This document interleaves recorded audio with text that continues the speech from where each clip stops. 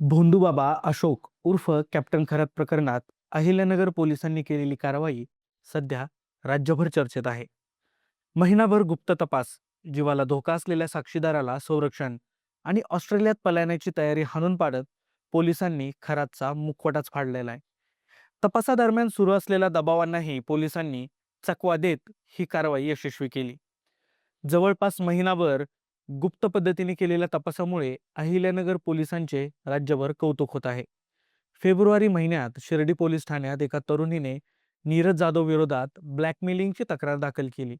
सुरुवातीला साधी वाटणारी ही तक्रार पुढे मोठ्या गुन्हेगारी जाळ्याचा धागा ठरली. तपासात समोर आलं की नीरज जाधव हा अशोक खराताकडे काम करत होता. पोलीस त्याच्या घरी पोहोचले तेव्हा तो गायब असल्याचं आढळलं. नीरजच्या आईने त्याच्या जीवाला धोका असल्याचं सांगितलं.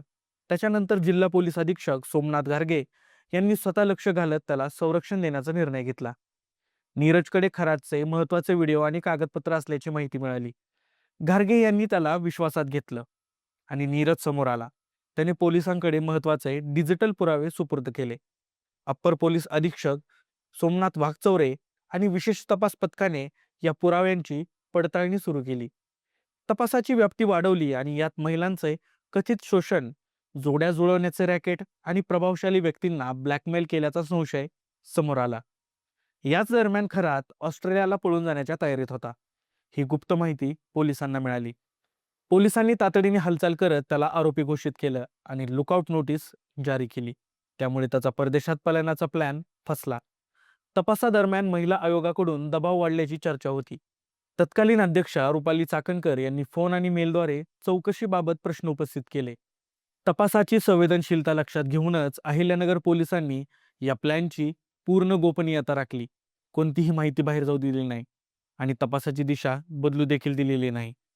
तपासात आता खराच्या देश-विदेशातील मालमत्ता, परदेश दौरे आणि आर्थिक व्यवहार समोर येत आहेत. त्याचा पासपोर्ट, ट्रॅव्हलची हिस्ट्री, सखोल चौकशी याची सुरू आहे. महिनाभर गुप्त तपास, साक्षीदारांचं संरक्षण आणि दबावांना चकवा आणि पलायन रोखत केलेली अटक, अहिल्यानगर पोलिसांची ही कारवाई राज्यातील महत्त्वाच्या गुन्हे उकलांपैकी एक मानली जाते. आणि आता या प्रकरणातून आणखीन कोणते धक्कादायक खुलासे समोर येतील याकडे देखील आता संपूर्ण राज्याचं लक्ष लागलेलं आहे.